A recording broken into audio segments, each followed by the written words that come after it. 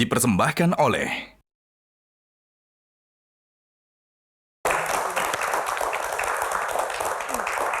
Ya, masih bersama Mas Adri Subono dan para panelis yang luar biasa di Q&A. Kita next box dulu, nomor berapa? Saya pilih nomor 7. Box nomor 7 kita buka. Dari Raja Konser kita masuk ke Family Time.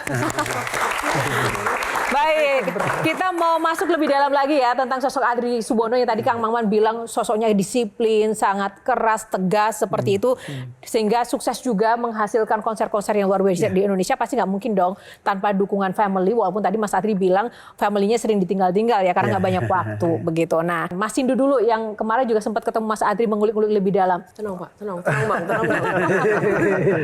Oke, kalau ngomongin Om Adri dan keluarga, sebenarnya aku juga justru tertarik relasinya dengan almarhum B.J. Habibie gitu ya. Dan waktu kita sempat ngobrol-ngobrol ini ada satu yang aku rasa gagasan-gagasan almarhum B.J. Habibie itu banyak yang mengendap justru di di Om Adri karena teman ngobrolnya kan. Contohnya gitu kan. apa yang Mas Sindu tangkep?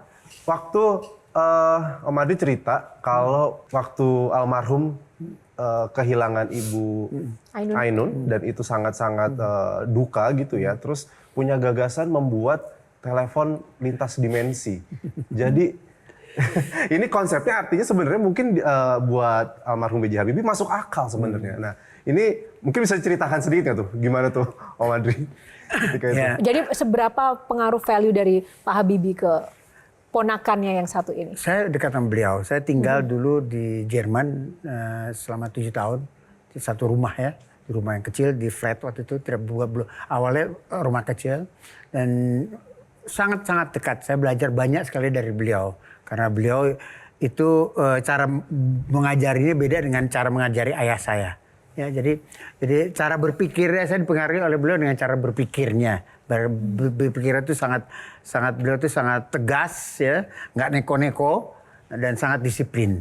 Nah dulu itu ketika ibu meninggal itu bapak kan apa ya, Terguncang ya? terguncang, sangat terguncang sampai dia bilang, Adri, kamu tahu kan berapa tahun yang lalu nggak mungkin terjadi seperti sekarang. Sekarang saya lagi dari sini, lalu ada orang di WC di New York. Kita bisa teleponan tanpa ada kabel. Itu dulu kita nggak mikir nggak mungkin bisa terjadi. Apalagi sekarang sudah kita bisa melihat dengan secara visual ya. Yang saya pengen cari ada satu frekuensi di mana saya bisa menemukan frekuensi di mana Tante Ainun, ibu itu yang saya sebut Tante Ainun ada di sana. Kalau saya bisa menemukan frekuensi itu, mungkin saya bisa berhubungan dengan beliau. Saya kan nggak ngerti gitu.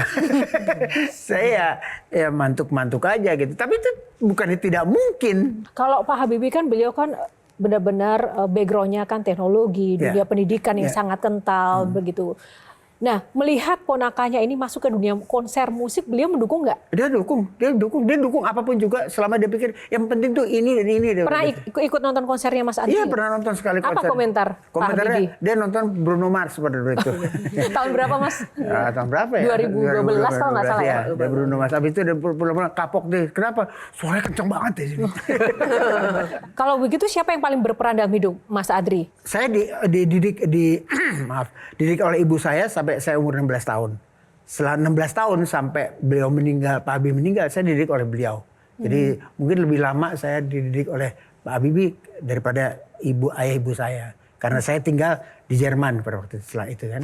Jadi dua-duanya berpengaruh. Saya dididik ibu saya secara agama. Ayah ibu saya tuh haji dan agamanya sangat kuat sekali. Ayah saya sangat disiplin sekali sebagai seorang militer. Ya dulu kalau saya pulang gitu baju itu dilipat cuma segini, mestinya segini gitu ya. Saya ditampiling. Zaman dulu, ini bukan apa, zaman dulu keras kan gitu ya. Tapi terus pokoknya dimarahin secara militer lah gitu lah. Tapi ketika saya datang ke tempat Pak Habibie, kalau saya melakukan kesalahan itu tidak dimarahin, tapi diajak berdiskusi. Kenapa saya bikin kesalahan itu? Nah, sehingga saya tidak akan bikin kesalahan lagi gitu. Contohnya kalau saya taruh gelas di meja, tiba-tiba gelas itu jatuh kan? Bukannya saya dijewer, tapi ditanya, kenapa itu gelas bisa jatuh? Karena kamu taruhnya di pinggir. Mestinya kamu taruh di sini. Jadi diajak diskusi dan solusinya Sabar bisa gitu. sekali ya. Sabar, kadang-kadang saya Teman-teman jadi nggak semuanya sabar nggak seperti itu? Tapi Kak Mel, Aku nanya duluan boleh, nggak bisa. Tadi aku udah ngajak sweet di belakang. ada apa Jadi ini? aku datang dengan sebuah pertanyaan, emang mau menanyakan itu. Oke, jangan rebutan berarti. Ini hak prerogatif Kak Mel sebagai Ya udah, anaknya Mas nggak jadi Adri sweet. nih, Kang Maman ngalah dulu. Mohon maaf. Ya, karena aku personally kan tahu Papa as a person kan di rumah dan segala macam.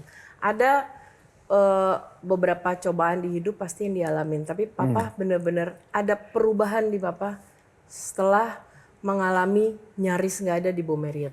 Oh ya. Karena waktu itu aku lagi di luar negeri pula, ngelihat di berita tiba-tiba ada jendela yang hordennya aku kenal, itu horden kamar kerja Papa, dan nggak ada orang yang bisa aku hubungin gitu, dan memang aku tahu Bom Marriott itu pengaruhnya gede banget buat Papa. Apa nilai-nilai yang Papa dapat setelah kejadian itu? Iya, Mas Adri boleh diceritakan? Saya dikasihkan kesempatan hidup oleh Yang Maha Kuasa. Jadi pada waktu Bom Marriott itu, kantor saya itu lantai 2 di samping hotel Marriott. Bom Marriott itu terjadi sekitar 30 meter dari kamar saya. Kamar saya, meja tulis itu saya menghadap ke jendela sehingga saya bisa lihat apa yang terjadi. Jadi waktu Bom Marriott itu, kebetulan saya lagi sakit asam urat sih. Jadi saya minum banyak. Jadi beberapa kali saya mesti ke kamar kecil. Satu waktu ketika saya ke kamar kecil, saya masuk lagi ke dalam kantor itu terjadi ledakan, bam.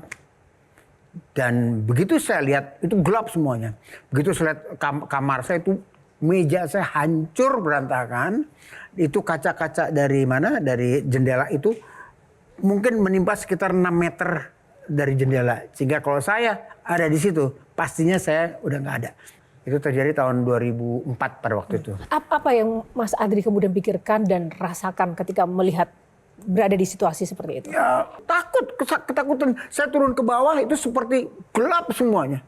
Gelap semua. Saya keluar itu banyak orang yang berkumpul di luar. Kita cari minum. Saya bekas minum air siapa saya nggak tahu. Saya minum tegak. Saya seperti kita kalau ngeliat di film-film itu loh. Jadi orang-orang pada ketakutan, gelap semuanya. Lobbynya gelap. Dan itu dahsyat sekali sehingga saya sejak itu saya takut naik pesawat. Saya nonton ke bioskop, saya pergi ke bioskop, berapa menit kemudian saya minta keluar kan, suaranya kencang sekali kan. Itu lama sampai saya bisa recover dari itu. Ya saya tahu saya dikasih kesempatan sekali lagi untuk ya memperbaiki diri untuk hidup. Apa yang berubah setelah itu Mas Adri? Saya mulai sholat. Walaupun sedikit-sedikit tidak sampai sekarang. Alhamdulillah saya sholatnya sekarang lebih rajin daripada dulu lah gitu ya. Jadi step by step saya memperbaiki hidup saya lah gitu lah. Kang Maman. Saya ingin balik ke era Pak Habibie. Ya. Kalau 17 Agustus terlihat di layar kaca ada Mas Adi Subono di istana. Tapi kok nggak memanfaatkan nepotisme ya, nggak minta jabatan dan macam-macam ya seperti anak-anak sekarang ya? Waduh. Saya justru pada waktu bapak jadi presiden, jadi presiden saya malah absen kerja, malah konser saya batalin sendiri. Ricky Martin, pada waktu saya batalin Ricky Martin loh. Nah itu dia. Karena banyak demo segala macam. Aduh, kok nggak enak kok bikin gitu. Ricky Martin tahu kan? Iya tahu. Ya, itu padahal tiket udah sold out. Tapi ya nggak enak rasanya, terus saya batalin aja lah. Jadi menjadi ponakan Pak Habibie itu suatu keuntungan atau beban? Oh iya pasti ada, pasti ya. Banggalah saya menjadi seorang keponakan dari seorang B.J. Habibie ya. Kak Mel? Apa tuh? Juga kan menjadi bagian dari keluarga Habibie kan pasti banyak privilege, tapi juga saya lihat tidak menggunakan privilege itu ya. Aku malah kanan kiri ya dikaitkan dengan keluarga Habibie, punya nama besar Subono, bangga dan beban. Karena sampai hari ini apapun yang saya kerjakan, yang gak ada hubungan sama industri pesawat atau musik deh, aku mau bikin jadi pengusaha tumbler gitu. Berhasil, tetap orang akan ngomong ya iyalah lu anaknya ini, lu cucunya ini, tetap. Dan papa mungkin karena diajarin sama Eyang, aku juga tidak boleh menggunakan gini. Mendapatkan kemudahan karena punya nama itu pasti. Banggalah. Menyalahgunakan. Tapi jangan salah gunain. Sebelum kita break, komentar dari sang papa melihat putrinya seperti itu gimana? Saya sih cuma berdoa aja, berdoa semoga apa yang dilakukan itu sesuai dengan apa yang mesti dilakukan gitu lah. Saya juga bilang hati-hati Mel, dan semua harus dengan data kalau melakukan sesuatu. Jadi Deg-degan sih. Deg-degan. Muka saya boleh begini, tapi kalau urusan dia sih deg-degan. Beliau selalu mengatakan, saya kan cuma lulusan ini. Tapi jujur nih Om Adri, sudah berapa anak yang Om Adri sekolahkan dan biayai?